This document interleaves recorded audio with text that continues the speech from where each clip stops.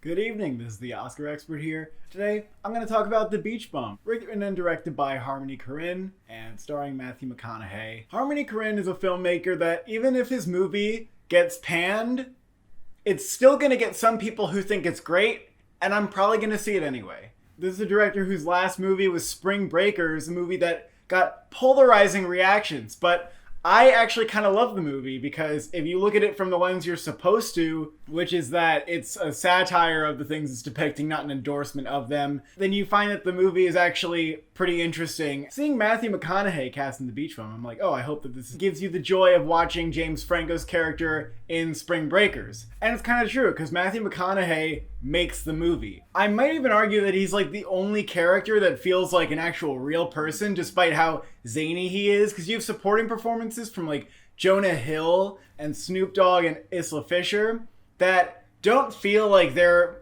that real of people. Like Jonah Hill especially is kind of like doing this weird voice where he's like, I'll do it in quiet, sir. And it's funny, but it feels like it belongs in a comedy sketch, and it doesn't feel like it makes sense to have it in a movie where you're supposed to believe that it's real. But at the same time, the movie's pretty goofy, so I can kind of forgive it, and I did laugh. But Matthew McConaughey's character feels like a real person. He's so great in this movie. He so embodies the philosophy of his character, which is really what the movie is all about. It's about a character whose philosophy in life is that they want to like suck all the nectar out of it, as he likes to put it. He completely embodies that philosophy. He does whatever he's like attracted to do. He has no inhibitions. And throughout the course of the movie, this character doesn't change, which I think is the one factor that is probably going to bother people the most. He does not have a character arc.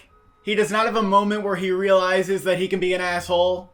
It's not that kind of movie, for better and for worse. It would feel wrong if this was the kind of movie where the character goes, my God, my actions. Oh, I need to change. It would just be weird. It wouldn't fit the movie. So I understand that it's not doing that, but at the same time, it's a little hard to be as on board with this character and his actions as I think the movie wants you to be. The movie ends up kind of being this celebration of this character. There's a lot to celebrate. Like, there, and everyone needs a little bit of Moondog inside them. But if that's the character that we're supposed to be celebrating, I have a few issues with that. Some things that he does end up with pretty bad consequences, and he never really deals with that. He's just like, well, that's what happened, and we can move on. And we don't need to treat this like a big deal, because that's my philosophy in life. And it's like, how can I celebrate that if it's just wrong? I mean, the movie obviously doesn't want you to think that he's the most likable person, but it definitely is a little at odds with itself in that way, because it does feel like a celebration most of the movie. There's part of me that says that if this movie is a celebration of this character, which it seems to be,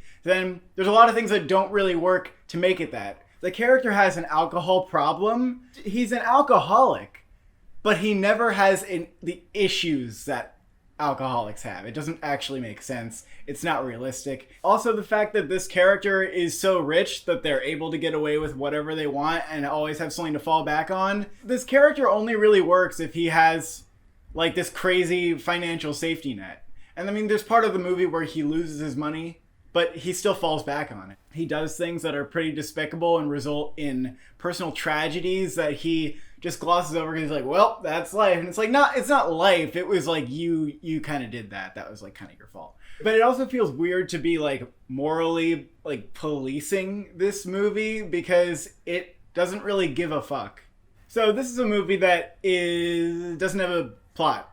It's about a character who does the things that his character would do. If this character embodied this philosophy, what would he do next? You're just going along this ride with Moondog for an hour and a half. Thankfully, it isn't much longer, because for me, it started to wear down a bit in the end, but then it ended, so I couldn't really complain about the runtime. But it's a good amount of time to spend with this character, and I think it's a worthwhile time.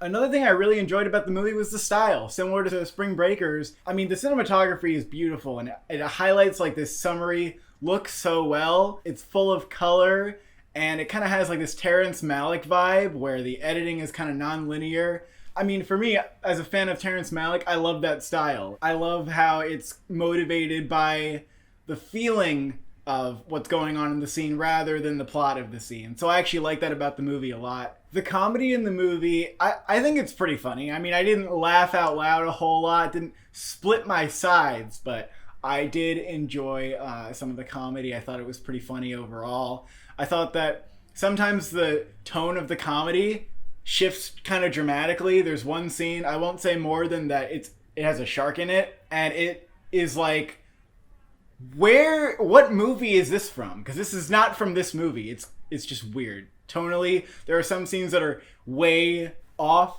but at the same time, for a movie that's so free-flowing and not taking itself very seriously, I wouldn't criticize it too much for that. Aside from not feeling as real as Moondog's character, the supporting characters also aren't like well developed. There's kind of this thing with his daughter that doesn't make sense, because in the beginning of the movie she's kind of like, yeah, kind of like the opposite of my dad. Why is she the opposite of her dad at the moment? No one knows. And then towards the end of the movie she's like, you know, Dad, like, I do kind of agree with your way of life now. And it's like, why did you come to that conclusion? Nothing with that relationship made sense, and the father-daughter dynamic between Matthew McConaughey and the other actress felt forced and weird. Although there is like a couple heartwarming moments between them. With this movie, you're not going to get the kind of statement about the American dream that you did with Spring Breakers or anything like that. This one's kind of just more of a fun movie. If you like that kind of like freeform style with the non-linear editing, then you probably like this movie. And if you like stoner comedies, you'd also probably be into it. If you're looking for a movie that's just like a pretty straightforward Matthew McConaughey comedy, you'll probably be disappointed at the fact that this movie has very little structure, very little character development, and no plot. It's nothing that I'm going to be thinking about a lot down the road.